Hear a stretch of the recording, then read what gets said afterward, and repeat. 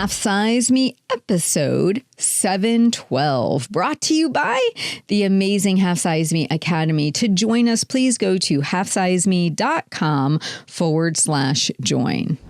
Hello, lovely listeners. Today you are in for a treat. I am going to be coaching Miss Melissa.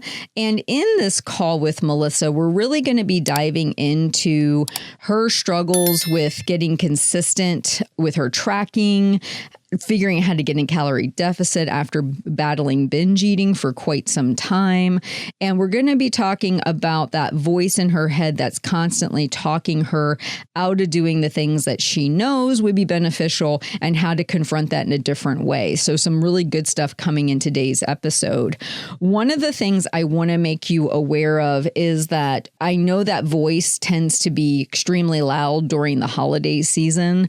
The one that comes in and tells you what you should be doing, how you have to get everything done. It talks to you a lot about holiday food and, oh my gosh, we're never going to get this again. And if you struggle at all with the holidays and you're thinking, I need to have a better game plan for this year because I don't want to start January with a bunch of weight to lose, then I would encourage you to join the Half Size Me Academy, because through the month of October, we're actually doing a lot of cool things. One, we're doing our monthly learning focus, which is all about the holidays and how to prepare for the holidays. We're getting an early start, but we're also meshing things up. We have been doing connection calls, which are very akin to old weight loss style meetings where we kind of cover a concept and we go around the room and have everybody share their wins.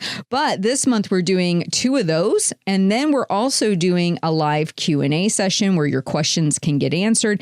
And I'm doing an hour of coaching. So if anyone in the academy would like coaching, it's already on the calendar for October.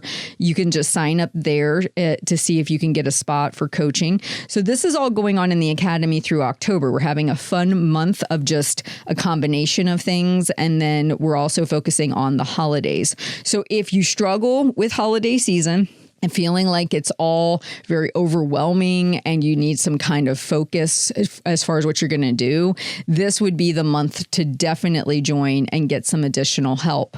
Now, without any further ado, let's go into our wonderful call today with Melissa. You have a wonderful day, and I'll talk to you soon.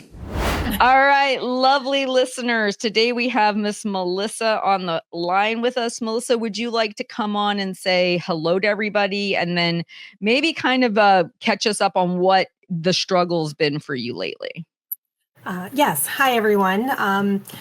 I've been struggling with maintaining consistency for longer than a few months with nutrition. I'm excellent with activity.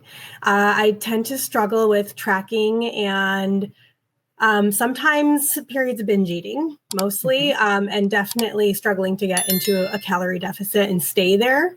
So it's pretty much my challenges. Another thing is my schedule changes like every semester. So I find usually those switches are a big trigger point. Okay. All right. So like if I were to break this down into the goal, because I heard a lot of things in there.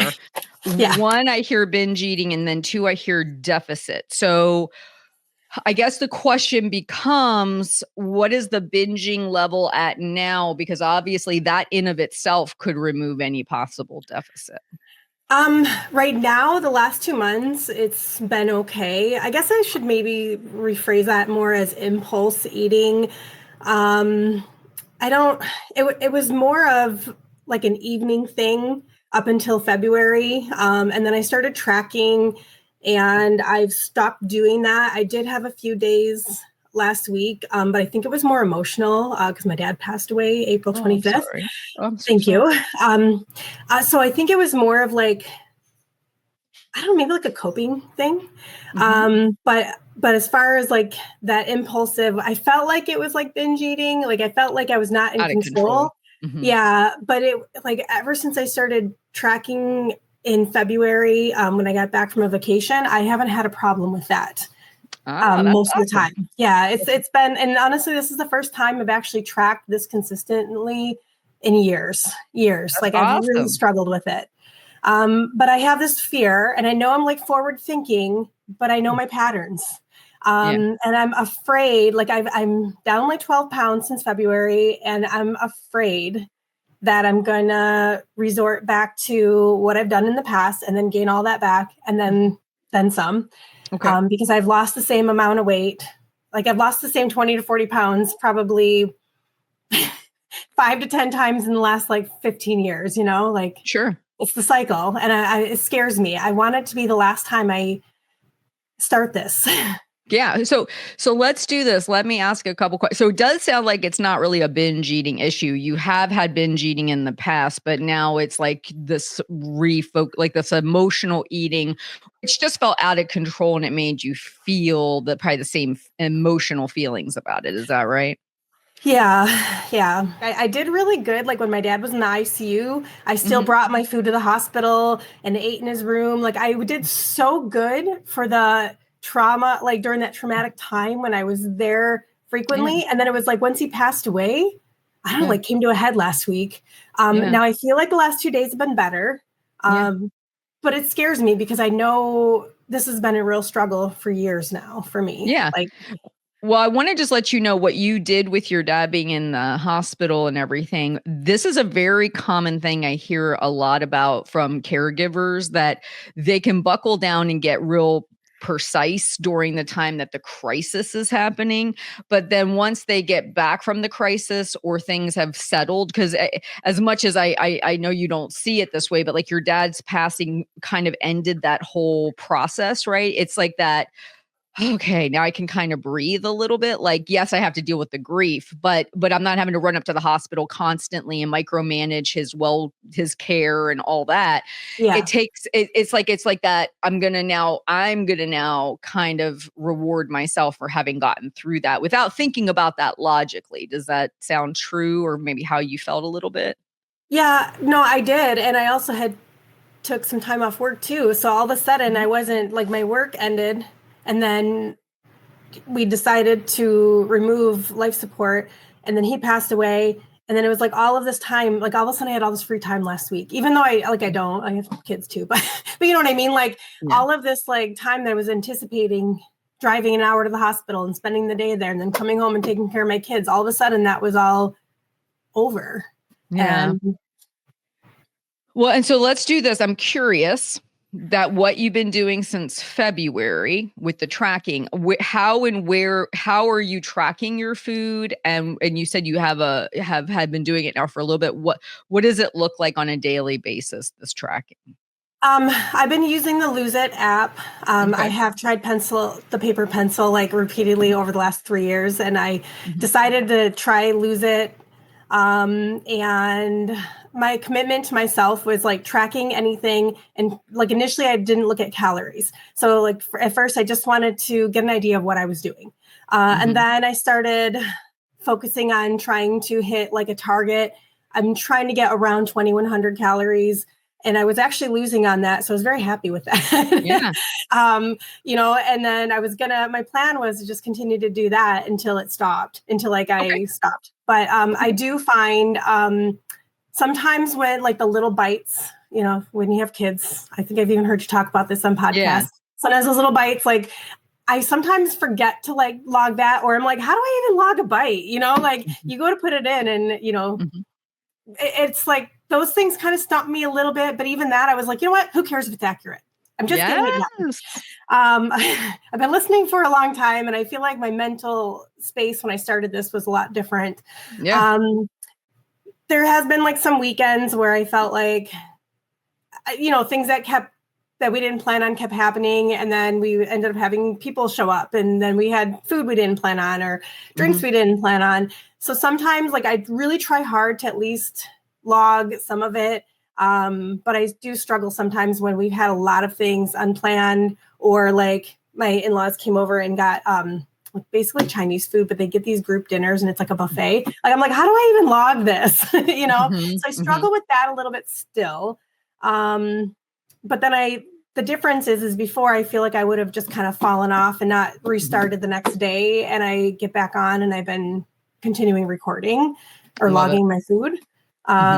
I think I answered your question. Sorry. Sometimes I go Yeah. on tangents. No, that's good. Okay. Cause that just gave me some good insight there. So do you have something you can write with real quick while Yeah. we're talking? Okay. So what I want you to understand is that, and you've heard me talk about the whole lower brain thing, right? Before. Yeah. Okay.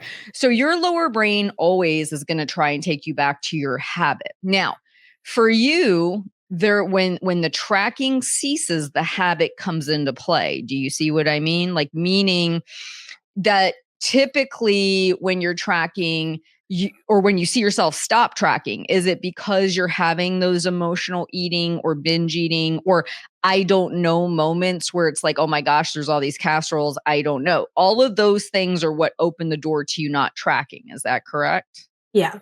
Okay.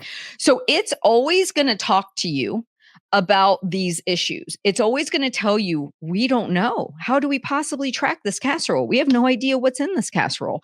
Or it'll say, oh my gosh, you ate all the stuff emotionally eating. We're not going to track it. It's always going to want you not to journal or track because it's going to open you up to going back to all those times you gained weight, right? Like, I just want you to see this pattern of, I don't know. I overate. I feel bad about that, or I can't even possibly recall it. Do you see what I mean? Yeah. Okay. So when you had that little slip with your dad and the emotional eating, did you track that time or no? There were moments I did not. Like, I still was tracking, especially like breakfast and lunch. I'm usually really consistent with, but like those moments, not always. Like, I think I might have tracked some things, but not others. It was still better than what I've done before, so I'm trying to learn from it, but no, not consistently. Okay. So what we're going to do, and this is what I would like to propose, because remember, your mind will always come in and find some excuse, some reason, some justification in why Melissa shouldn't journal. Does that make sense? Does that feel true, or am I not being truthful right there? No, it does. I mean, I've struggled with tracking off and on for like 13 years. I mean, perfect. So this is a 13-year. But... So this is a 13-year habit we're trying to break, right? Yeah. Okay. So here's what we're going to do different. And Lose It, do you have the paid for membership or do you have the free one? I have the paid for one. So I'm fairly confident, because you can do this in MyFitnessPal too, where can you rename your meals or add extra meals to the day? Yeah, you can. I did add, like, when I started this, like an unplanned eating section. I don't always use it for that. Sometimes I'll put like my evening snacks.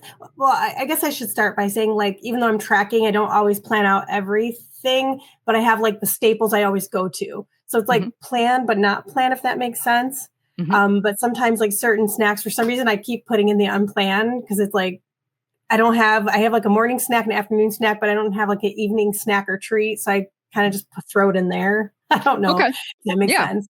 No, whether I my calories or not. Yeah, I'd like to help kind of bulletproof you against this whole lower brain chatter thing by structuring this a little bit differently. So number one, if you can put in evening, if you can have multiple meal times, I'd say keep breakfast, lunch, dinner, if you have a mid-morning snack, keep that. If you have a mid-afternoon snack, keep that. But then I'd like to see you add a couple categories. So the first one would be evening treat and or snack. Now, these are planned treats or snacks, right? So this would be like, meaning you have some Skinny Cow ice cream cones, or, your kid's going to make you a s'mores and you're going to put it in there. So it's your planned treat or snack. Okay.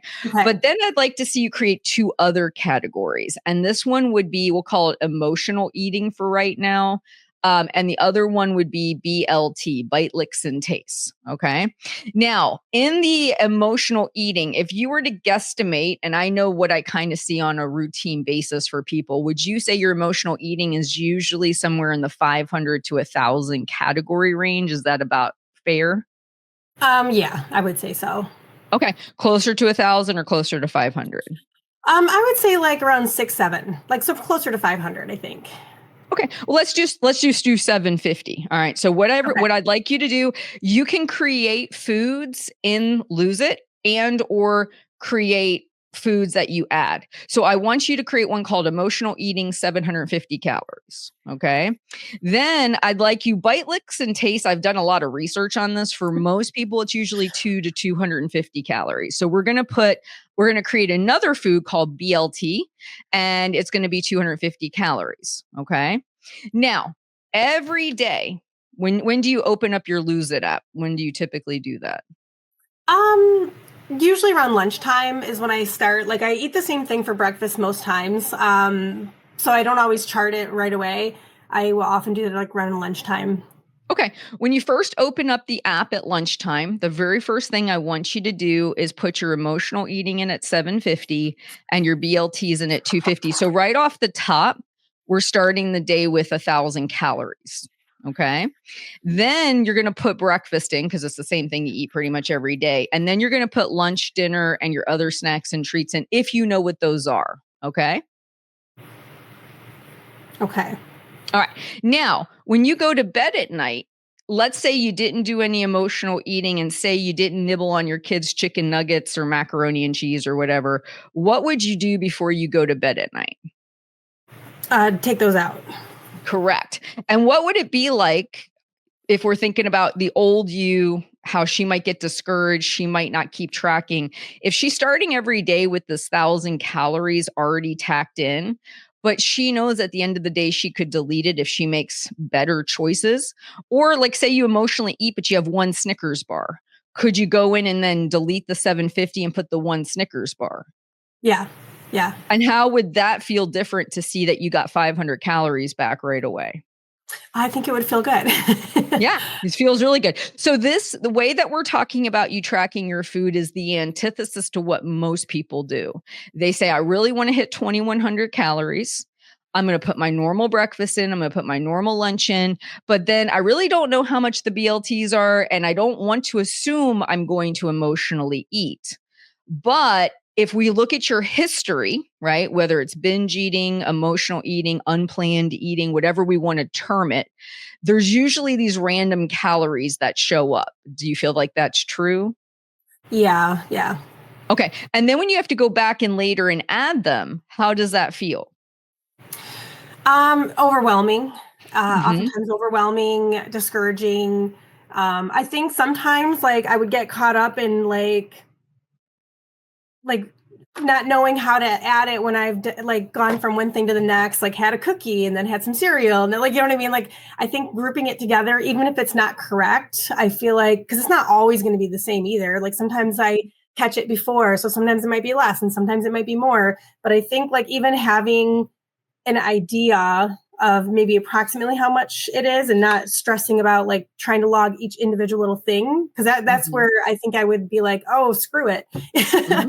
Because you're For trying sure. to like do all these little random things and it's overwhelming. Yeah. um, And I think what you'll probably see even if you go back to all your records that you have through February, do you see more often than not you're not emotionally eating? Is that what's been happening other than when your father passed away? yeah, I feel like it went really well. Like I was doing really good, even when he was sick and I was really stressed out. But I think it's because I was so busy, I didn't have time Mhm. to like process it. So I didn't Right. emotionally eat maybe. Um, I think because then I had the time, it all just kind of came to a head. Because I noticed the only other time I like do that behavior is sometimes like if I'm taking like an online course or something, Mhm. then now it's boredom, right? But it's probably Mhm. very similar, right? I'm just like trying to listen to an online thing and I find my mind wandering, so I'll sit and Right. eat to like help myself Yes. focus. Yes. But yeah, I noticed like for the most part, most of February, March, and most of April, like I did really well with the emotional eating. Mhm. But I think I was also just so busy. Yeah. So let's just imagine day in and day out, you're planning 750 calories for emotional eating. That's the very first thing you track. 250 calories in bite, licks, and taste. So every day when you first get in there, you're seeing that 1,000 calories, right? Then you add in breakfast. You've packed a lunch, so you're going to add that. So then you've got dinner and snacks and a planned treat. Let's just say your day is at, I don't know, 3,100 calories. All right. Now, what do you think your mind might say if it's looking at 3,100 calories? Well, I do think it's gonna. think that's a lot. I was doing really good with the goal of 2100. So I don't know if I should change the goal for now. Like, would I increase like my target calories? But I'm afraid that I'll be like, oh my gosh, it's so much. Like, I'm not gonna be able to have dinner. Well, you're going to that's the 3,100s with dinner, because you said you're trying to plan 2,100, right? So, yeah. and you've been doing that. So the 3,100 is all of your meals, it's all of your snacks and treats, plus this extra 1,000 calories for bite, licks, and taste and emotional eating, right? Yeah. Okay. So what I think your mind is going to tell you is, yes, this is a lot. It's going to try to justify reducing those numbers, right? It's going to say, oh my gosh, we can't possibly eat dinner. But let me ask you this. If I don't emotionally eat today, and if I pass on eating my kids' chicken nuggets and macaroni and cheese, what can I do when I go to bed tonight? I can delete the extras. Yeah. So you'd be knocking 1,000 off that, right? Yeah. Yeah. Okay. But let's say again, say you're having an emotional eat, you ate 2 Snickers bars, right? And you go, oh man, I wanted to delete that 750, and I've had 500. Could you choose to stop right then? Yeah. Then you go back and you delete the 750, and what do you put? You put 2 Snickers bars, right? Yeah. So what happens, because the emotional eating may happen, that there may be more periodic times of that occurring. But when you know that you've already booked 750 for it and you're in the process of doing it, how might that feel a little bit different to you? I think I would feel more in control. Like it wasn't so sporadic and like impulsive. Even though obviously I didn't plan on those Snickers, but I had already had that in there. Yeah. So I'm like thinking that maybe I could stop it before it gets to the 750 Yeah, calories. 100%. See, okay, so the logic behind this, and I'll tell you right now where your mind will take you astray. Say you do this for 6 months, or I'm sorry, not 6 months. Say you're doing this for 6 weeks. Every day you're like, hey, Heather and I talked about this. 750 emotional eating, 250 lunch. A little voice is going to pop up and say, you've been doing so well. You don't need to do that, Melissa. You can just put your meals in. This is kind of ridiculous. Like, every night we're deleting these things because you're not using them. Let's go ahead and not do it. What might happen if that occurs? I can revert back to the old habits that my lower brain wants. Because capital ALWAYS, always, it's always trying to get you back there, even if it has to tell you you're doing a really good job. And this protocol worked fine when you needed it, but now you just don't need it anymore. So why are we doing this ridiculous process of putting this in and deleting it? We could just skip the middleman. We could just not do it at all. I mean, am I wrong, or do you think your mind maybe could say that? No, I absolutely think it will. I find sometimes if I'm not like closing out the day, like hitting the done tracking at the end of the day too, I find I'm not looking at it as much. And then that's when I start to like have a few more bites and tastes because I'm not as consistent with like closing out the end of the day. So I'm trying really hard to like look at it before bed. I'm not always like great at that. Sometimes I end up closing it out the next day, but evaluating it, right? Like, what's the point of doing everything if you're not actually evaluating as well? Yeah. Not the greatest with that, but I'm working on it. and here's what I would say. Let's say this. Let's give you a timeline. I want you to go 13 years into the future. So we're in 2025 right now, right? So we're going to go to 2038. On 2038, if you keep this process up for the next, 13 years, and you haven't been doing the behavior, stop doing the process. Does that sound fair? Yeah. Okay. Because when you've repeated something for 13 years, what do you think you have more repetitive patterns of behavior doing? The thing you did for 13 years, right? You could do this for 13 weeks and your mind will jump in and say, this is silly. We don't need to do this anymore. Let's just go back to the old way of doing it. Because here's what it knows. It knows that the old way you've done things has allowed you to lose 40 pounds, but also gain 40 pounds, right? Like that back and forth. So, and it always wants you to go back to gaining the 40 pounds because it wants you to eat all the things you're not getting to maybe eat now. So it likes that process. It's what it's familiar with. Does that make sense? Yeah, absolutely. So what I'm telling you now, it's not going to like, and it's going to try to find a way to say, you're doing so good, you don't need to do this, or this is ridiculous. What's the point of this? It'll say, oh my God, that's so many calories. This is ridiculous. Let's do this instead. It's going to be like a little bit of a panic and an adjustment phase. And then once you're doing it for a while, it's always going to be looking, well, when can we stop doing this? And what I'm saying is 13 years out, we'll stop doing this. And you keep telling it that. Say, hey, we just got to do this for 13 years. We'll try it this way. We did it your way for 13 years. Let's try this way for 13 years and see what we get. Okay. Does that sound fair? It does. It does. And when I started tracking this time too, because I've been listening to like all your coaching calls and, I've really loved the new one with Jackie. It's awesome. Yeah. But it was just kind of eye-opening. Like, I feel like mentally I was finally ready. And obviously my brain might tell me other things later, but I was like, okay, even if I stop losing, I'm going to still track.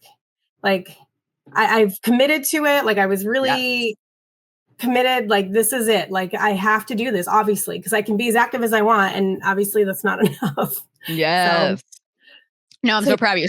So break it down for me. So what is our daily tracking protocol going to be moving forward for the next 13 years?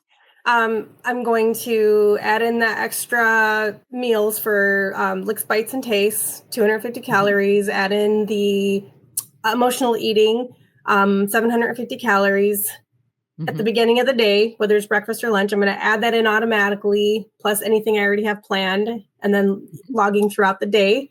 At the end of the day, evaluate and remove anything that I did not do, like my behaviors that I did not do, which is the emotional eating and the licks, bites, and tastes. And keep doing that every day for 13 years. Yep. And let's just see what happens. You and I will reconvene in 13 years and we'll see what the outcome was, right? Because we're standing on this side of 13 years. You might say, oh my God, 13 years is so long. But that 13 years passed, right? Whatever happened in there, it passed. So from 2012 till now, you've been doing it that way. And here, think of it logically. If that's how you've been doing it, then something in there needs to change. And what I hear from you is, okay, I have a lot more mental clarity around this. And I actually am coming at this from a different perspective. However, I can see that over time, these could be the areas where I might lose my grounding, or I might feel like I have a reason not to track. And here's what I have learned. Most people track a perfect day, and as soon as it's not perfect, they stop. Okay. Yeah. I say start out with the crappiest day, the one where you emotionally ate, you did all the licks, bites, and tastes, you ate everything. Start with, I have a video that says, start with a 4,500 calorie day. Start with the worst case scenario. You can only improve from there. And see, your mind hates this way of doing it, because it gives you something to improve on. When you start out with perfect, what do you improve? Oh, it's at 2,100. I can't do anything to mess this up today. Well, what if you mess it up? Then that day's gone. Like, we're not going to count that day. But if you start out with a crap show on the front end, you can only get better from there. Does that make sense? Yeah, no, it does. It does. And I've heard you talk about that, but I didn't know how to implement it with the way things were working for me, because the paper pencil journal, as much as I wanted to try, I wanted it to be perfect for me. And I've just found I didn't do it. I tried. I would plan it, and then I wouldn't look at it the rest of the day, just get busy. 100%. But I always have my phone on me. So And this is why I modify my FitnessPal and lose it. Once I have somebody do it, even one of my one-on-one coaching clients, I might have them do the paper pencil journal for several weeks so I can see what's going on. But if they're like, hey, I'm going to be way more effective if I use a digital one, we'll modify their digital one and still do the same process. Often for me, I like to see the sheets because I can see what they wrote out, but it still can be applicable. What really we're talking about here is owning the mistake on the front end. Saying, okay, I had the emotional eating, I did the bite, licks, and taste. Let's just assume today goes that way. Well, you also have the ability to not do those behaviors as the day progresses, right? Or to my point, you might have 2 Snickers bars, but usually in the past, you'd be like, oh man, I've already messed up. I had 2 Snickers bars. Might as well eat the bag of popcorn while I'm at it, Yep. because what difference does it make, right? But Yeah. if you look at the label and you go, hey, a Snickers bar is about 250 calories. I've only come in at 500. I could save that other 250 and make a slight improvement to today. Yeah. That immediately puts you into problem solving mode. It puts you into, let me try to fix this thing so it don't hit the Okay. 750. Does that make sense? It does. I like that. Yeah. And most people actually get a better relationship with tracking when they do this approach, because you look at the ugliest thing right away. You can't, it doesn't typically get much worse than a 4,500 calorie day for most people. So then as the day progresses and you say, oh, I didn't eat that, I can delete it, or I didn't have this, I can delete it. The day just gets better and better and better. And you're like, oh, this is so nice. So instead of going to bed feeling like, oh man, I screwed over today, you go to bed and saying, oh, I improved this, this, and this today, right? Yeah. It's a shift in perspective. Does Yeah. that sound like a better one for you? Absolutely, it does. I also started like in the notes section too, like the days that I did have that were bad, even if I didn't log, I wrote down how I felt physically Yes. at the end of the day because the indigestion and like the not sleeping, Mhm. it was hard. So I've even been trying to like incorporate that a little bit into it, but Oh, maybe I should perfect. evaluate every day, even the good days Yeah. with that. Be- But because what I was going to tell you is, now that you're doing it this way, you might be shocked how many nights you're deleting stuff. You're like, oh, I yeah, didn't do that today. Or when you even go to get your kids macaroni and cheese or chicken nuggets, you think, I don't know if I really want to spend 250 calories on this. I could maybe hold off on it today. And then there, boom, is a 250 calorie bonus, which maybe on the weekend, you and hubby want to go to a nice restaurant and you'd rather have those 250 calories to get a glass of wine or something. You know what I mean? yeah, yeah, that'd be nice. Okay. All right. So do you feel like this is a good plan for you? I do. I'm excited to try it. It's Love new. it. I Now, like it. was there anything else today you needed help with that I missed other than the tracking? No, that was mostly it. I was just afraid of sliding back into old habits. And Mhm. I think Oh, like yeah. this plan, I'm going to mark on my calendar to make sure that every few weeks I evaluate to make sure I'm continuing, but that's it. Yeah. And what you want to do is be vigilant. Look for any mental discussion about this being a waste of your time, being ridiculous. We've been doing so good. We don't need to do this anymore. Just keep saying, nope, that's my mind just trying to take me back to that previous 13 years. Not gonna go, not gonna go. If you had to track 1,000 extra calories till the day you die and it kept your behaviors in check, why would you fight that? You see what I Yeah. mean? Yeah. Yeah. And that's how, because logically you and I are having this conversation and you're like, yeah, why wouldn't I do that? But then when you hear that whisper in your ear, hey, we don't need to do this today. You're doing great. No, that's an invitation to go back to emotional eating. No, that's an invitation to go back to not tracking. That's what that's trying to do. It's trying to take you back there again. Yeah. Okay. Sound good? Yeah. Sounds good. Sounds great. Thank you. Awesome. Was this helpful for you today, my dear? Yeah, it was really helpful. I'm excited to try this and continuing on. Like I want to be healthy. Yes. Well, you're on the right path. I love the fact that you've been doing this for as long as you have this time. That's great. And with these tweaks and modifications, there's very little to talk you out of doing it. I mean, you could still have casseroles that you don't know what's in it, but since you've already tracked those other 2 categories, you might even have this attitude of, okay, so if it's a 300 calorie casserole, it's not that big of a deal. Like you might Yeah. even have a shift in perspective there too. You see what I mean? Yeah, absolutely. Awesome. All right, my dear. Well, you have a great rest of your day. And again, my condolences to you and your whole family. I'm so sorry for the loss of your dad, and everything you've gone through. But I am proud of you for trying to take care of yourself, because I will say this as a parent, nothing would hurt me more than if I passed away and my kids just let their health go to pot because, oh, woe is me, my mom's gone. Like, no, no, no, no, no. I want you to make taking care of yourself your focus. Like, you're still here, Yes. you're still alive. I want you to have a healthy, vibrant life as my child. I do not want you to just shove piles of garbage in your body because you're so sad because I'm gone. Like that just as a mom, just like, oh, Yes. I would much rather see you out there taking walks, eating healthy, taking care of yourself. You deserve to have that. And your father would definitely want that for you. Yeah, for sure. All right, my dear, you have a great rest of your day, okay? Oh, thank you too. All right, bye-bye. All right, bye. Thank you for listening. Be sure to visit halfsizeme.com. Check back often for your daily dose of inspiration because you are worth it. The information you hear on this podcast is for informational purposes only. The host is not a medical professional. You should always consult with your doctor, nurse, or other certified health professional before beginning any diet or fitness program.